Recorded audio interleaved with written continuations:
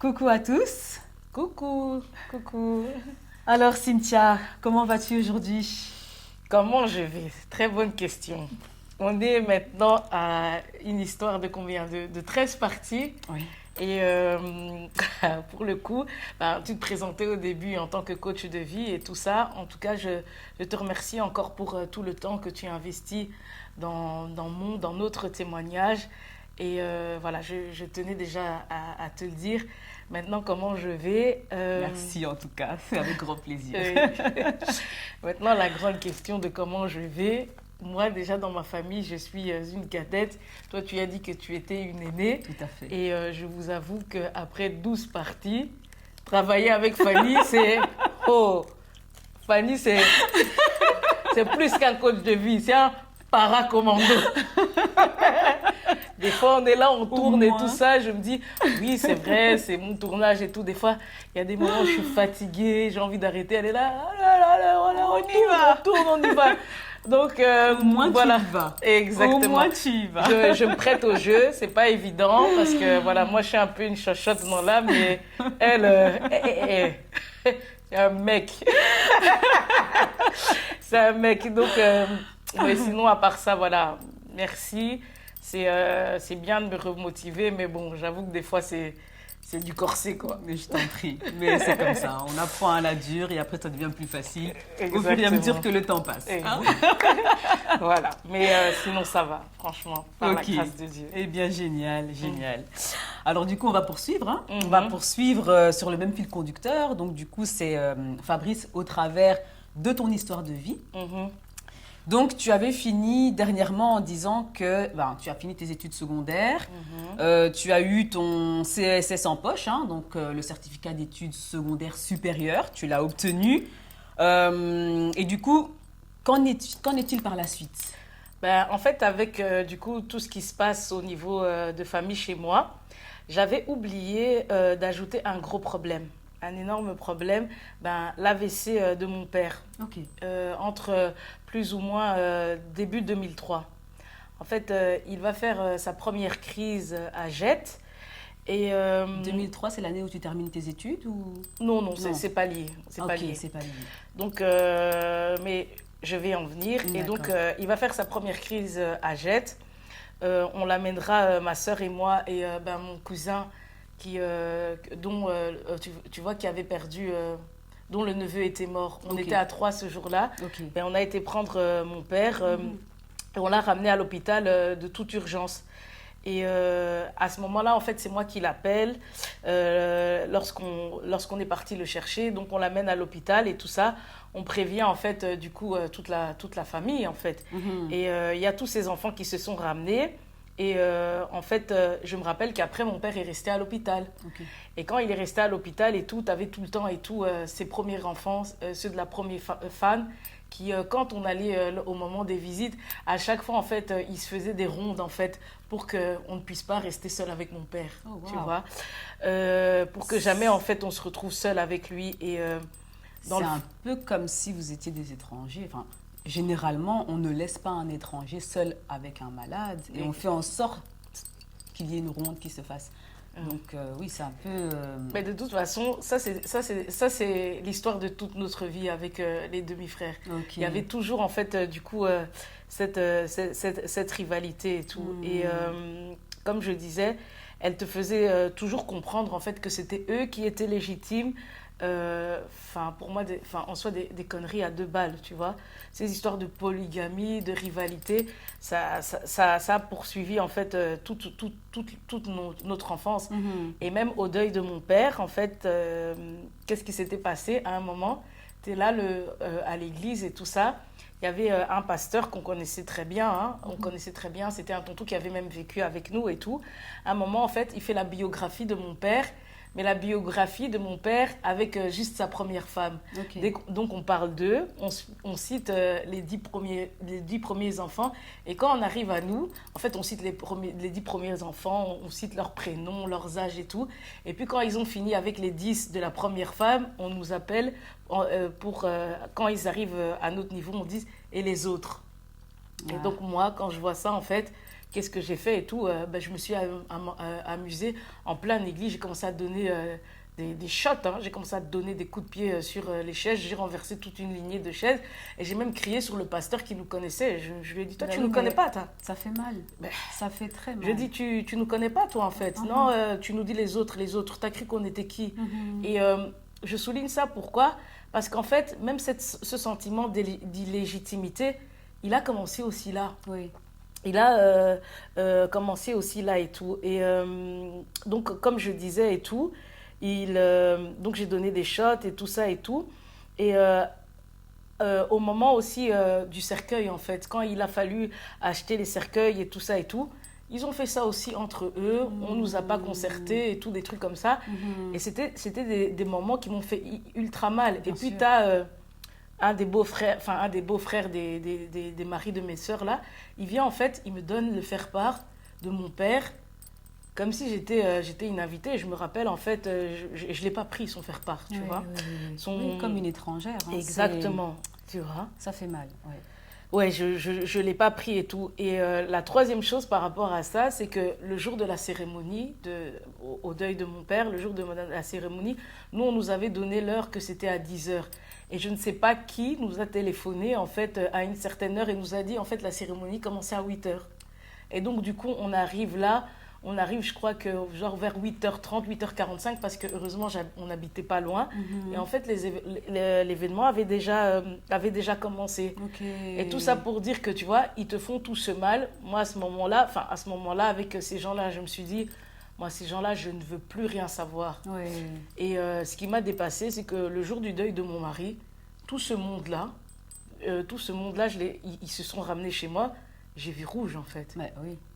Et je me suis dit, en fait, des fois, les Noirs, ils seront éternellement fous, tu vois. Mais c'est normal, parce que quelque part, pour le deuil de votre père que vous avez tous en commun, hein, ils vous ont traité comme si vous étiez des étrangers. Ils ont mis des barrières d'intimité, entre guillemets, comme si vous étiez des étrangers. Là où ils se sont introduits quelque part dans ton intimité sans quelque part respecter tes barrières. Parce que si eux mettent des barrières de cette manière-là, ils devraient considérer aussi qu'il y a des barrières de ton côté et venir te demander limite la permission d'assister au deuil ou pas. Ou pas, non. Ils sont et là, venus, c'était pas quelque chose de correct ou si ça c'était pas équilibré. Quoi. Exactement. Mais même le jour où la première femme de mon père, je préfère l'appeler comme ça, elle est venue, en fait, elle a demandé à me voir, je ne suis pas sortie. Et ma mère qui me dit, non, tu sors, tu vas la voir et tout ça. J'ai dit non, même ma mère m'a imposé. Et c'est ça, en fait. Tu vois, le noir, là, il est aliéné, tu vois. Il accepte toujours l'inacceptable. Et en fait, on est tout le temps là à se plaindre et à accepter, en fait, des conneries. Moi, le jour où j'ai dit avec ces liens-là, j'ai dit stop, en fait, tu vois. Dans la vie, en fait... faut savoir se faire respecter. Il faut savoir que je ne suis pas sortie. Exactement. Et quelque part, tu as conservé ta dignité aussi. Mais c'est ça.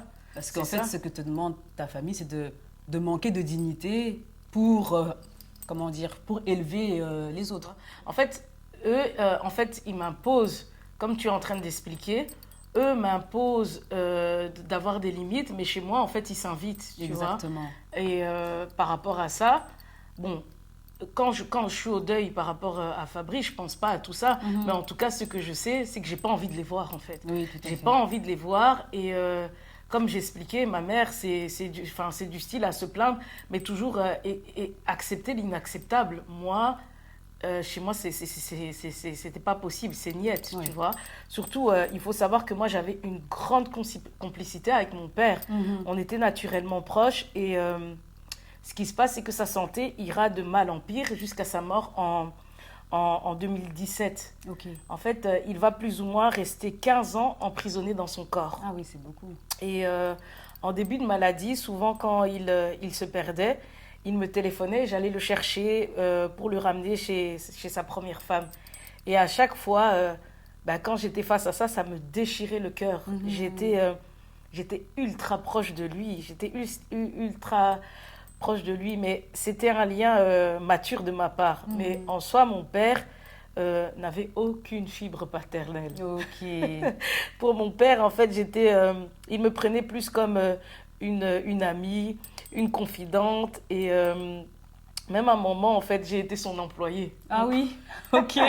Ouais. J'étais surexploitée. Des fois, parce qu'à un moment, quand mon père a chuté, il faisait un travail, il faisait un travail des journaux et je travaillais avec lui des fois jusqu'à 1h, 2h du matin juste pour un snack. Ah d'accord. Oh là là, c'était Juste ton pour- argent de poche quelque part. Hein. Juste pour un snack. Et je travaillais avec lui pendant des heures. Et des fois, je lui disais, ouais. Et des fois, en fait, lui-même, en fait, pendant que moi, je travaille, il surexploite. Il me dit, ouais, je dors un peu. Le type, en fait, il dort là. Moi, je suis en train de travailler et tout. Et puis, je lui disais, ouais, papa, c'est bon. On a fini, on va dormir et tout ça et tout. Ou des fois, je lui dis, ouais, papa, moi, je travaille et tout. Toi, t'es là et tout. Tu dors et tout. Ça, il me dit, un peu. Donnez-moi un peu, même 5 minutes. Et le type, en fait, Il dormait bien. ouais, j'avais une relation avec mon père vraiment exceptionnelle, tu Ben vois. oui, donc oui, tu as eu vraiment une belle relation avec lui quelque part, exclusive. Et quelque part, il te le rendait bien parce qu'il t'appelle quand il est perdu quelque part. Et Exactement. il te fait venir là où il est pour que tu Ouais. t'occupes de lui, Et en quoi. plus, par rapport à ça, des fois, quand il se perdait et tout, il me disait, ouais, amène-moi avec toi et tout. Je lui dis, où tu veux que je t'amène? Moi, je vis chez maman. Avec maman, vous êtes séparés et tout, des trucs comme ça et tout. Je lui ai dit, tu vois, toi aussi, hein, avec tes histoires de plusieurs femmes et tout, tu vas avoir plusieurs femmes. Mais quand je lui dis ça et tout, j'étais en train de pleurer et tout. Je lui dis, tu vois, t'es avec plusieurs femmes et tout. Tu veux maintenant, moi, que je t'amène où, papa, et tout ça et tout. Oui. Et puis, ouais, quand il me disait ça, j'étais en train de pleurer et tout, des trucs comme ça. Et des fois, même quand je l'amène, des fois on était en coin de la rue, on s'asseyait après de l'arbre et tout. Je dis, papa, maintenant il est l'heure et tout, faut que j'aille. Il me dit, viens, on reste encore un peu. Je dis, mais papa, on s'est déjà tout dit et tout ça et tout. Donc, ouais, voilà, tout ça pour dire que eux, elles viennent en fait avec leur histoire et tout ça et tout. Et voilà, ils sont dans un jeu de rivalité, de conneries. Et là où ils ne voient pas enfin, tout ce côté affectif sur lequel ils piétinent, tu vois. Oui. Mais bon, bref. Mais c'est intéressant ce que tu dis parce que c'est vrai que moi aussi je descends d'une famille. Bon, mon père n'a eu qu'une seule femme et des enfants avec une seule femme. Mais au niveau de mon grand-père qui a eu plusieurs femmes, moi qui descends aussi de la première femme, du coup, je peux imaginer en fait que ce que tu dis là, les enfants des autres femmes de mon grand-père ont certainement peut-être aussi vécu ce genre de choses-là. Et je pense que c'est quelque chose qui arrive souvent dans nos communautés, hein, justement, comme il y a beaucoup d'hommes polygames et qui font des enfants avec plusieurs femmes aussi en même temps. Donc. Et c'est un bon point que tu amènes sur la table parce que on n'entend pas souvent parler de ce genre de choses aussi. Comment est-ce que les enfants qui sont venus après la première femme peuvent vivre les choses aussi, quoi. Exactement. Donc voilà. Oui. Et donc, comme je disais dans mes vidéos précédentes et tout, tu te souviens, j'expliquais que 5 ans après, on retrouve notre sœur et tout ça et tout. Et qu'est-ce qui se passe en fait en allant là où elle se trouvait? Ben, en fait, elle est revenue du coup en catastrophe et tout. Comme je disais, on l'a retrouvée délirante et tout ça et tout. Et avec la confidence qu'elle nous a fait par rapport à l'inceste et tout ça, au même moment, en fait, ce qui se passe, c'est qu'elle est revenue vivre chez ma mère, en Belgique. Et celle qui vivait avec Fabrice et moi est partie à l'étranger. Elle est partie à l'étranger parce que voilà, elle était en couple et tout ça. Et donc une des sœurs arrive pendant que l'autre s'en va. L'autre s'en va. Celle qu'on retrouve après 5 ans, en fait, elle vient, elle s'installe chez ma mère. Et souviens-toi, quand elle revient s'installer chez ma mère, mon frère aussi est là. Le frère qui, justement, a causé cet inceste. Voilà. Hein. Wow. Et du coup, par rapport à tout ça, ce moment-là, en fait, à ce moment-là précis, quand elle revient revivre, les événements s'inscrivent dans ton cerveau comme des signatures traumatiques, en fait, que tu traites jamais. En fait, tu dois grandir avec. Et en plus de l'histoire de mon neveu décédé, de l'inceste que je vois à mes 12 ans, ma sœur délirante que tu revois après 5 ans, quand elle revient vivre chez ma mère, mon frère est également là. Et par rapport à mon père, l'attitude de ses premiers enfants, de toujours te faire comprendre que vous avez été illégitime. Je me rappelle même que quand j'étais petite, j'ai demandé à ma mère, mais maintenant, en fait, ils veulent quoi, en fait, à râler à chaque fois qu'ils nous voient. Enfin, j'avais demandé à ma mère, ils veulent qu'on se tue. je comprends pas, tu vois. Et dans tout ça, tu dois gérer. Mais en fait, tu gères, enfin, à ce moment-là, tu gères les choses, mais tu les gères mal. Au point, en fait, que ton estime de soi, ton estime, en fait, mon estime, elle était au plus bas, en fait.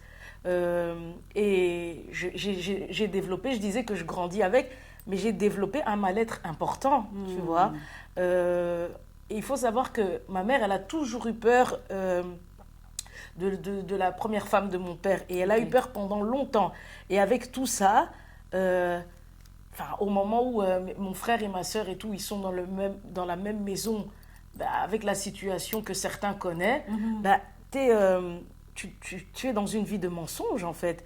Tu es dans une vie de mensonge, de folie, et tu dois composer avec tout ça, Oui, tu c'est vois. ça. Et comme je disais, ma mère avait eu toujours peur de sa rivale. Elle a peur de sa rivale, mais au moment du deuil avec Fabrice, elle me demande d'aller la voir. Tu vois, c'est tout un dysfonctionnement de désordre, de folie. Et, et, et, euh, et voilà. Et tout ça pour... Donc, Oui, je te laisse. Oui. quelque part, ta mère te demande d'aller voir la première femme, elle te demande de perdre sa dignité.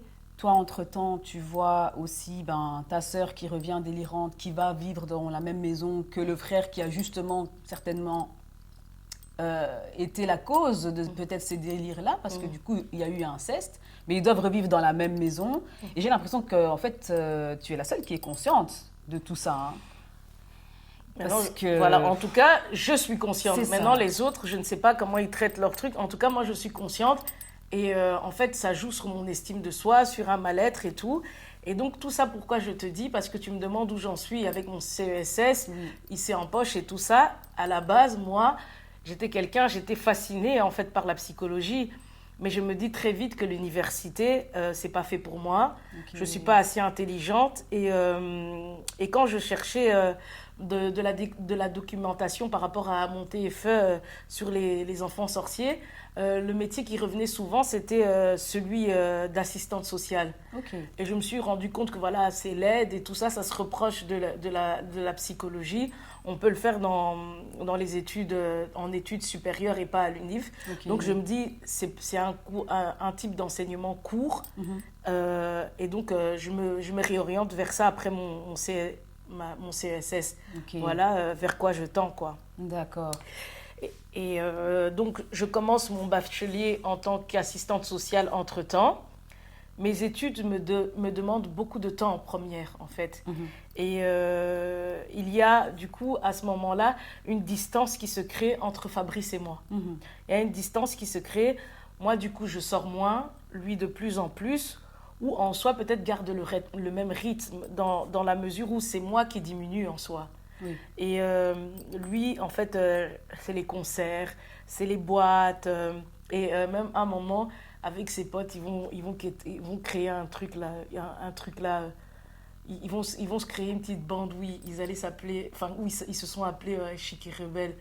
Je me suis dit, ouais, le type, il était à fond dans son truc et tout. Et qu'est-ce qui se passe? C'est que je suis en fin de ma première année, je réussis. On est en fin août 2009, je vais en deuxième année et Fabrice fait un voyage au Congo après 18 ans. Okay. Il a 27 ans quand il revoit sa mère, qu'il quitte, vous vous souvenez, à ses 9 ans, lors de son accident. Ouais. Et du coup, quand il reviendra de son voyage, il sera omnibulé par l'Afrique. Okay. Omnibulé. Et là, il m'imposera un enfant et il me dira que s'il n'est pas papa à ses 30 ans, il fera un enfant ailleurs. Okay. Il fera un enfant ailleurs. Mais c'est pas qu'il me dit « je vais te quitter hein. ». Il me dit « si à 30 ans, je n'ai pas, on n'a pas d'enfant, je vais faire un enfant ailleurs et tout ». Et moi, je lui ai dit... C'est vrai qu'il y a une nuance entre les deux. Hein. Ouais, oui, c'est ça. Et moi, je lui ai dit, si tu as des enfants dehors, ben, on se quittera. Et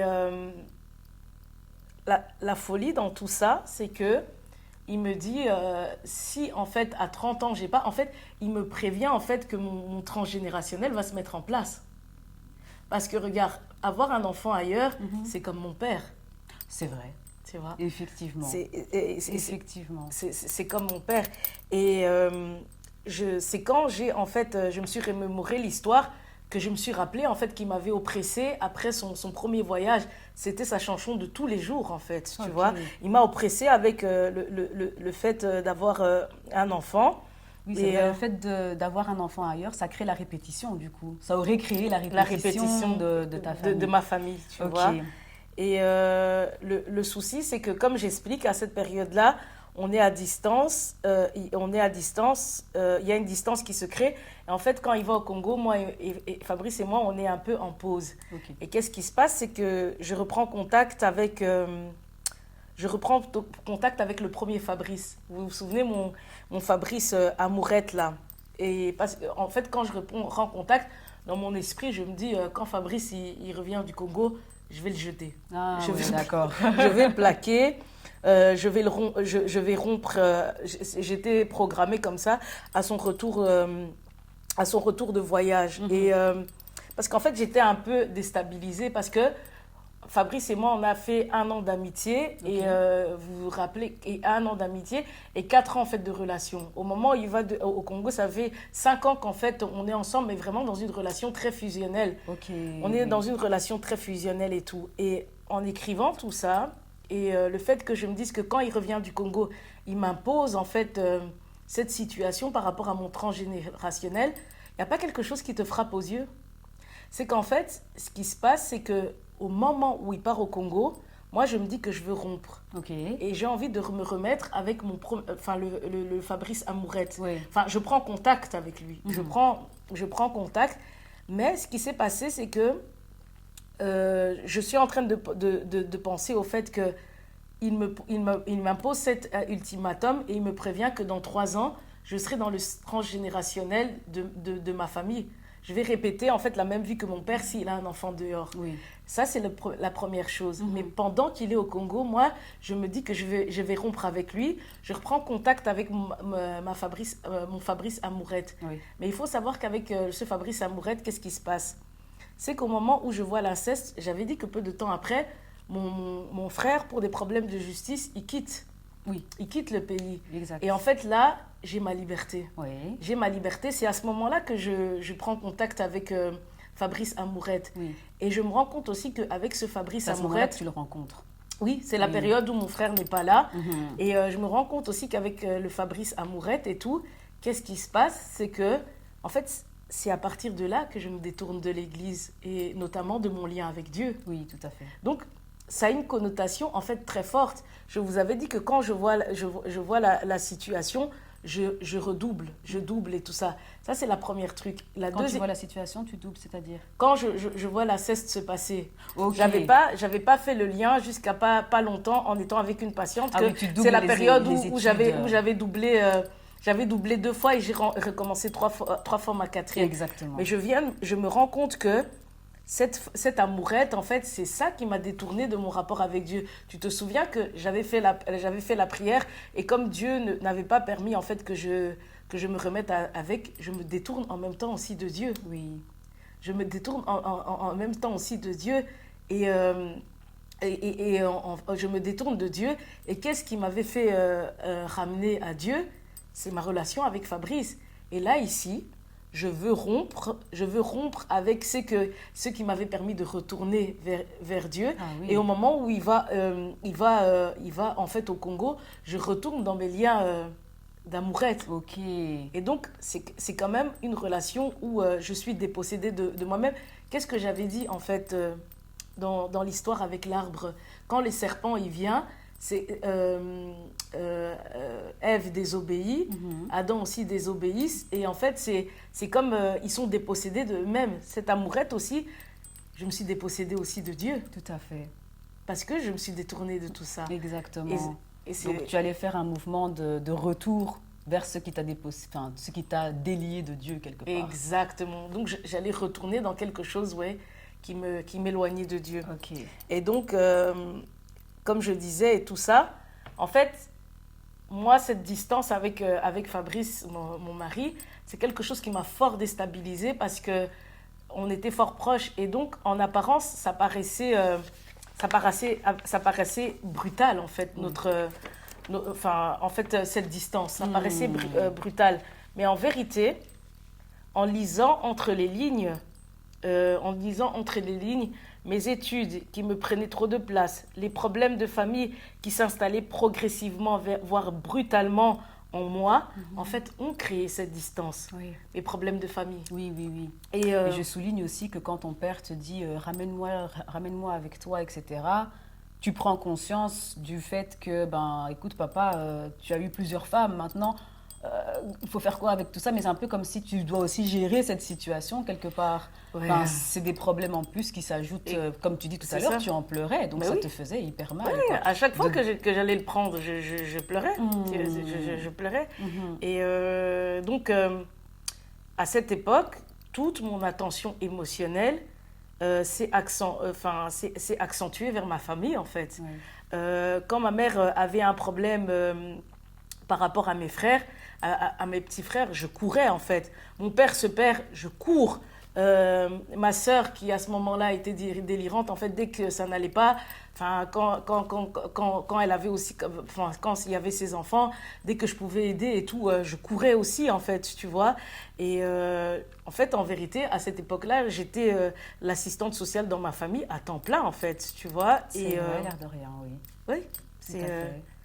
Et cette même période, souvent aussi, j'allais visiter mon père chez sa première femme et tout ça, et tu devais encore affronter toutes tes sœurs qui venaient te rappeler et tout, c'est mon papa, c'est mon père, c'est des femmes âgées, quoi, tu vois, et puis tu avais aussi les pics de sa femme et tout.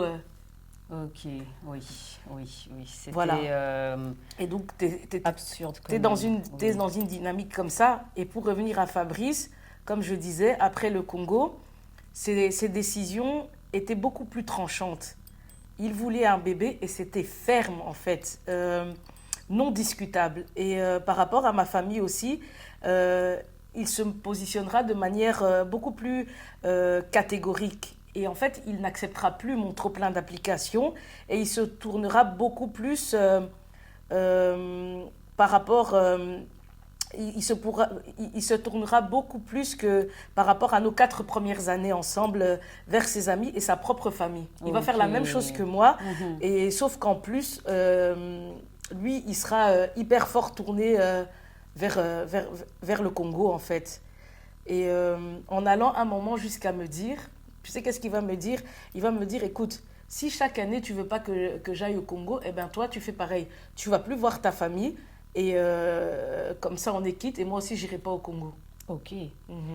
Ben, quelque part, l'air de rien, ça aurait été une bonne solution, en fait. Hein. Ça, en fonction de ce qu'on sait aujourd'hui. Tu ne pouvais pas le savoir à ce moment-là. Mais quelque part, si toi, tu arrêtes d'être si impliqué envers ta famille, que lui arrête d'aller au Congo, d'être tourné vers les amis, etc., vous reformez un couple. Hein. Et ça, ça aurait été le mariage parfait. Exactement. Mais comme je dis, souvent, en fait, nous, on quitte physiquement, mais on est encore à la maison. C'est ça qui fait de nous des os. La famille, en fait, surtout chez les femmes, c'est sacré. Mais moi, quand il m'a dit ça, bien sûr que c'était impensable. Je lui ai dit, qui va laisser sa famille? T'as qu'à aller au Congo. C'est ça. Tu vois? C'est ça. Je dirais que c'est une belle pièce d'or qu'on envoie à ces jeunes filles qui sont peut-être dans ces situations-là et qui pourront peut-être... Une pièce d'or. Ben oui, c'est une pièce d'or, il faut l'attraper et puis en faire quelque chose. Et qui pourront peut-être justement avoir la présence d'esprit d'avoir cette réflexion que quelque part, toi, tu n'as pas eu la possibilité d'avoir vu que tu n'avais pas fait ce travail sur toi. Aujourd'hui, tu fais ce travail sur toi et tu es en mesure de le voir, donc c'est déjà une bonne chose aussi. Exactement. Ok.